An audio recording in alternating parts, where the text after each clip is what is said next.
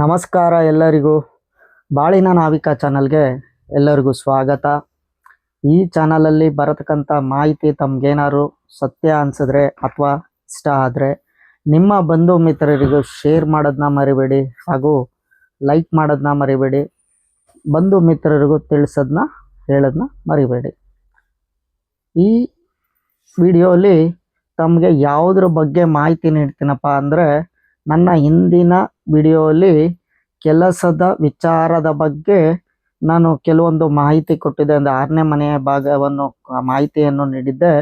ಅದದೇ ಆದ ಅಂದರೆ ಅದರ ಮುಂದಿನ ಭಾಗವಾದ 10ನೇ ಮನೆ ಏನು ಅಂದರೆ, ಈ ಹೇಗೆ ಒಬ್ಬ ಮನುಷ್ಯನು ಗಾಡಿ ಸ್ಟಾರ್ಟ್ ಮಾಡಕ್ರೆ ಅಂದರೆ, ಇವಾಗೇನು ಟ್ರಾಫಿಕಲ್ಲಿ ನಿಂದಿತಾನೆ, ಹೇಗೆ 3 ಸಿಗ್ನಲ್ ಅಂದರೆ 3 ಲೈಟ್ ಬರುತ್ತೋ ಹಾಗೆ, ಅಂದರೆ ರೆಡ್ಡು ಗ್ರೀನು ಯೆಲ್ಲೋ, ಅಂದರೆ ಒಂದು ರೆಡ್ಡು ಯೆಲ್ಲೋ ಗ್ರೀನ್ ಈ ರೀತಿಯಲ್ಲಿ, ಅಂದರೆ ಸ್ಟಾರ್ಟ್ ಒಂದು ಮಧ್ಯಂತರ ಅಂದರೆ ಸ್ಟಾರ್ಟ್ ರೆಡಿಯಾಗು ಹೋಗೋ ಅನ್ನಂಗೆ ಹೇಗೆ ಒಂದು ಕಾಲ ಬರುತ್ತೋ ಹಾಗೆ ಒಂದು ಜ್ಯೋತಿಷ್ಯದ ವಿಚಾರದಲ್ಲೂ ಒಂದೊಂದು ಮನೆಗಳ ಮೇಲೆ ನಾವು ಡಿಸೈಡ್ ಆಗಲ್ಲ. ಹಾಗಾಗಿ ನಾವು 3 ಮನೆಗಳು ಸಂಬಂಧಪಡುತ್ತೆ. ಹಾಗಾಗಿ ಈ ಮುಂದಿನವಾದ ಅಂದರೆ 6ನೇ ಮನೆಯ ಜೊತೆಯಲ್ಲೇ 11ನೇ ಮನೆ ಆದ 10ನೇ ಮನೆ ಕರ್ಮದ ಸ್ಥಾನವನ್ನು ತಿಳಿಸುತ್ತೆ.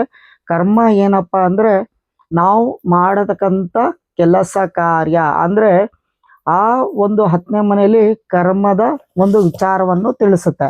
ಈ ಕರ್ಮದ ಸ್ಥಾನ ಅಂತ ಹೇಳಿದಂಗೆ ನಿಮಗೆ ಅರ್ಥ ಮಾಡ್ಕೋಬೋದು. ಏನಪ್ಪ ಅಂದರೆ, ಕರ್ಮ ಅಂದರೆ ನಾವು ಯಾವುದೇ ಒಬ್ಬ ಮನುಷ್ಯನು ಏನೇ ಒಂದು ಕೆಲಸ ಅಂತ ಬಂದಾಗ, ಅಂದರೆ ನಾವು ಏನೇ ಒಂದು ಜೀವನ ಅಂತ ಮಾಡಿದಾಗ ಕರ್ಮ ಅನ್ನೋದು ಮಾಡಲೇಬೇಕಾಗುತ್ತೆ.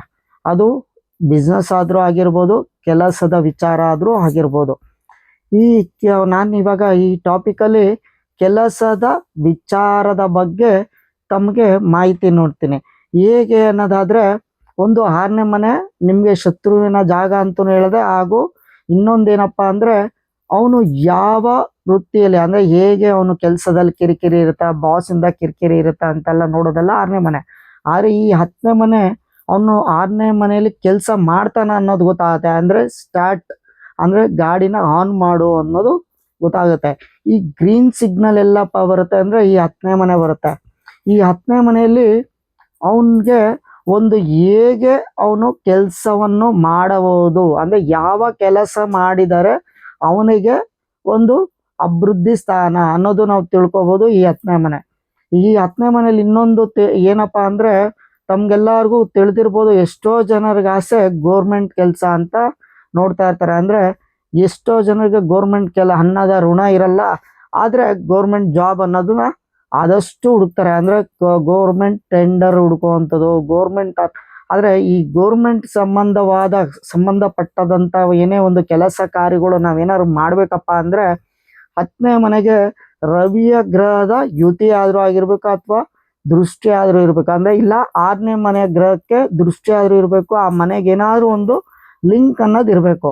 ಎಷ್ಟೋ ಜನರು ಏನಪ್ಪ ಮಾಡ್ತಾರೆ ಅಂದರೆ, ಈ ಜಾತಕದಲ್ಲಿ ಅವ್ರಿಗೆ ಒಂದು ಗೋರ್ಮೆಂಟ್ ಅನ್ನೋದ ಋಣ ಇರಲ್ಲ, ಆದರೆ ಎಷ್ಟೋ ಜನರಿಗೆ ಲಂಚವನ್ನು ಕೊಟ್ಟು ದುಡ್ಡನ್ನ ಹಾಳು ಮಾಡ್ಕೊತಾರೆ. ಕಾರಣ ಏನಪ್ಪ ಅಂದರೆ, ಅವ್ರಿಗೆ ಋಣ ಇಲ್ಲ, ಗೋರ್ಮೆಂಟ್ ಅನ್ನೋದು ಋಣ ಇಲ್ಲ, ಆದರೆ ಆ ಕೊಟ್ಟು ಹಾಳು ಮಾಡ್ಕೊತಾರೆ. ಹಾಗಾಗಿ ಯಾವುದೇ ಒಬ್ಬ ವ್ಯಕ್ತಿ ಅಂದರೆ ಏನು ಗೋರ್ಮೆಂಟ್ ಅನ್ನೋದ ಋಣವನ್ನು ಏನಾರು ಇದೆ ಅನ್ನೋದಾದರೆ, ಮೊದಲು ನಾವು ಏನು ತಿಳ್ಕೊಬೇಕಪ್ಪ ಅಂದರೆ, 10ನೇ ಮನೆಯಲ್ಲಿ ಗೋರ್ಮೆಂಟ್ ಅನ್ನದ ಋಣವು ಏನಾದರೂ ಇದೆಯಾ ಇಲ್ಲವಾ ಅನ್ನೋದು ನೋಡ್ಕೋಬೇಕಾಗತ್ತೆ. ಅದೇ ಅವರು ಪ್ರೈವೇಟ್ ಸೆಕ್ಟರಲ್ಲಿ ಒಂದು ನೇಮ್ ಆ್ಯಂಡ್ ಫ್ರೇಮ್ ಮಾಡಬೇಕು. ಅಂದರೆ ಎಷ್ಟೋ ಜನರಿಗೆ ತಮಗೆಲ್ಲ ತಿಳಿದಿರ್ಬೋದು, ಅವರು ಪ್ರೈವೇಟ್ ಕಂಪ್ನಿಯಲ್ಲೇ ಮಾಡ್ತಾ ಇರ್ತಾರೆ. ಆದರೆ ಅವನು ಓದಿದ ಸಂಬಂಧಕ್ಕೂ, ಅಂದರೆ ಓದಿದ್ದಕ್ಕೂ ಹಾಗೂ ಕೆಲಸದ ಒಂದು ಕರ್ಮದ ಸಿದ್ಧಾಂತಕ್ಕೂ ಅವೆರಡಕ್ಕೂ ವೃತ್ತಿಗೆ ಒಂದು ಸಿದ್ಧಾಂತನೇ ಇರಲ್ಲ. ಯಾವ ಒಂದು ಕಾರಣ ಏನಪ್ಪ ಅಂದರೆ, ಆ ಕ್ಲಿಕ್ಕಿಂಗ್, ಅಂದರೆ 6ನೇ ಮನೆಯ ಸಂಬಂಧ 10ನೇ ಮನೆಯ ಸಂಬಂಧ ಒಂದು ಸಾಫ್ಟ್ವೇರ್ ರಿಲೇಟೆಡ್ ಎಲ್ಲ ಇರುತ್ತೆ. ಅಂದರೆ ಅವನು ಓದಿರೋದು ಹಾರ್ಡ್ವೇರ್ ಓದಿರ್ತಾನೆ, ಆದರೆ ಮಾಡ್ತಾರೋ ಕೆಲಸ ಒಂದು ಸಾಫ್ಟ್ವೇರ್ ಆಗಿರುತ್ತೆ. ಇದು ಯಾಕೆ ಅಂದರೆ ಇವೆರಡು ಸಿದ್ಧಾಂತಗಳು ಬೇರೆ ಆಗಿರುತ್ತೆ. ಹಾಗಾಗಿ ಯಾವುದೇ ಒಬ್ಬ ವ್ಯಕ್ತಿ ಏನು ವ್ಯಾಪಾರ ಮಾಡಬೇಕು ಅಥವಾ ಯಾವುದೇ ಒಂದು ಕೆಲಸವನ್ನು ಮಾಡಬೇಕು ಅಂದಾಗ ಒಂದು 10ನೇ ಮನೆಯ ದೃಷ್ಟಿಯನ್ನು ನಾವು ನೋಡ್ಕೋಬೇಕಾಗತ್ತೆ. ಮತ್ತು ಇನ್ನೊಂದು ಏನು ನೋಡ್ಬೋದಪ್ಪ ಅಂದರೆ, ತಮಗೆಲ್ಲ ಎಷ್ಟೋ ಜನರಿಗೆ ನೀವು ನೋಡಿರ್ತೀರ, ಅಂದರೆ ಪರ್ಮನೆಂಟಾಗಿ ಒಂದೇ ಜಾಬಲ್ಲಿ ಸೆಟ್ಲ್ ಆಗೋ ಅಂಥದ್ದು. ಇನ್ನೊಂದು ಭಾಗ ಏನಪ್ಪ ಅಂದರೆ, ಅವ್ರಿಗೆ ಒಂದು 3 ತಿಂಗಳು ಒಂದು ಜಾಗದಲ್ಲಿ ಅವರು ಸ್ಟ್ಯಾಗ್ನೆಂಟ್ ಆಗಿದ್ರೆ ಹೆಚ್ಚಿಗೆ ಆಗೋಗುತ್ತೆ. ಅಂದ್ರೆ 3 ತಿಂಗಳು 1 ವರ್ಷಕ್ಕೆ 1 ಸಲನೂ ಆ ಕೆಲಸ ಬಿಟ್ಟು ಬಿಟ್ಟು ಬಿಟ್ಟು ಬರ್ತಾ ಇರ್ತಾರೆ. ಯಾಕೆ, ಯಾವ ಕಾರಣ ಏನಪ್ಪಾ ಅಂದ್ರೆ, ಯಾರಿಗೆ ಕೇತು ಬಂದು 10ನೇ ಮನೆಯಲ್ಲಿ ಇರುತ್ತೋ ಅವರು ಒಂದು ಮನೆಯಲ್ಲಿ ಸ್ಟ್ಯಾಗ್ನೆಂಟ್ ಆಗಿ ಉಳಿಯಲ್ಲ. ಅಂದ್ರೆ ಆ ಒಂದು ಕೆಲಸದಲ್ಲಿ ಅವರು ಸ್ಟ್ಯಾಗ್ನೆಂಟ್ ಆಗಿರಲ್ಲ.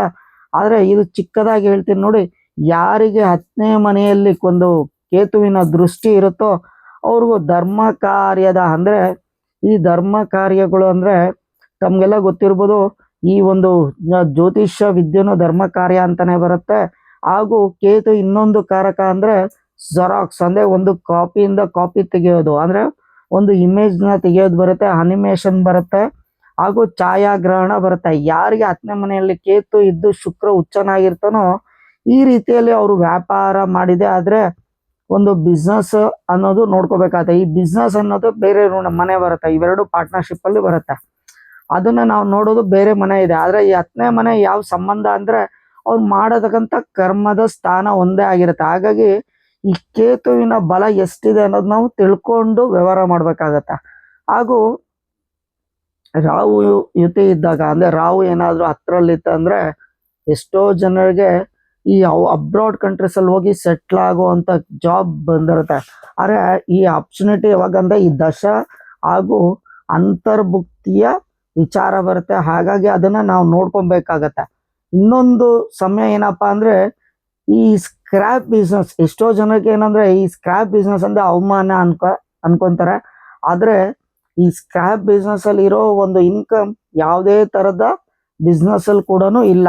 ಇದು ಈ ರಾಹು ದೃಷ್ಟಿ ಹೇಗಪ್ಪ ಅಂದ್ರೆ, ಅವನಿಗೇನಾದ್ರು ರಾಹು ಹೊಲದು, ರಾಹುವಿನ ದೃಷ್ಟಿ ದುರ್ಗಾದೇವಿ ಏನಾದ್ರು ಅಮ್ಮನವ್ರು ಏನಾದ್ರು ಅವ್ರಿಗೆ ಶ್ರೀ ಶಕ್ತಿ ದೇವತೆಗಳು ಯಾರಾದ್ರೂ ಹೊಲ್ದಿದ್ದಾರೆ ಅಂದ್ರೆ ಅವ್ನ್ ಮಾಡತಕ್ಕಂತ ಒಂದು ಏನ್ ಸ್ಕ್ರಾಪ್ ಬಿಸ್ನೆಸ್ ಮಾಡ್ತಾ ಇರ್ತಾನಲ್ಲ, ಕೋಟಾಧೀಶ್ವರಗಳಿಗೂ ಕೂಡ ಸಮಾನರಾಗಿ ಬದುಕ್ತಾ ಇರ್ತಾರೆ.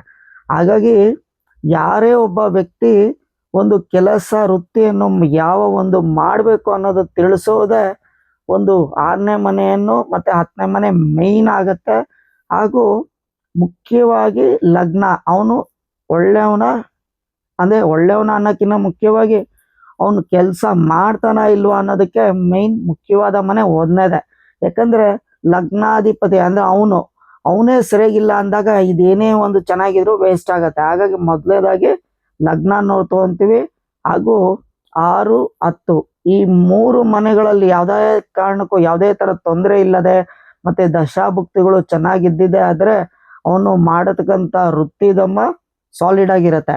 ಆದ್ರೆ ಇವಾಗ ನಾನು ಏನೇನು ಕೆಲಸದ ವೃತ್ತಿಯ ಬಗ್ಗೆ ನಾನು ಏನೇನು ಹೇಳ್ತಾ ಇದ್ದೆ, ಜ್ಯೋತಿಷ್ಯದ ವಿಚಾರದ ಬಗ್ಗೆ, ಅದು ನಿಮಗೆ ತಿಳ್ಕೊಳ್ಳಿಕ್ಕೋಸ್ಕರ ಮಾತನೇ ಹೊರತು ಈ ಯಾವುದೇ ಒಂದು ವಿಚಾರವನ್ನು ನಾವು ಪೂರ್ಣವಾಗಿ ತಿಳ್ಕೊಬೇಕಂದ್ರೆ ನಿಮ್ಮ ಡೇಟ್ ಆಫ್ ಬರ್ತ್, ಟೈಮಿಂಗ್ಸ್, ಹುಟ್ಟಿದ ಜಾಗದಿಂದ ತಿಳ್ಕೊಬಹುದು. ಹಾಗೂ ಕೈಯ ರೇಖೆ ಮೇಲೂ ಕೂಡ ತಿಳ್ಕೊಬಹುದು. ಮತ್ತೆ ತಮ್ಗೆಲ್ಲ ತಿಳಿಸಿದ ಹಾಗೆ ಈ 10ನೇ ಮನೆ ನಮ್ಮ ಕರ್ಮವನ್ನು ತಿಳಿಸುತ್ತೆ, ನಮ್ಮ ಒಂದು ಹಿಂದಿನ ಜನ್ಮದ ಕರ್ಮವನ್ನು ಕೂಡ ತಿಳಿಸುತ್ತೆ. ಆ ವಿಚಾರ ನನ್ನ ಮುಂದಿನ ವಿಡಿಯೋಲಿ ಒಂದು ತಿಳಿಸ್ತಾ ಹೋಗ್ತೀನಿ. ಮತ್ತೆ ಹಾಗೂ ಈ ಬಿಸ್ನೆಸ್ಸಿನ ವಿಚಾರ ನನ್ನ ಮುಂದಿನ ವಿಡಿಯೋಲಿ ತಿಳಿಸ್ತೀನಿ ಅನ್ನುತ್ತಾ ಈ ನನ್ನ 2 ಮಾತನ್ನ ನಮಸ್ಕಾರ.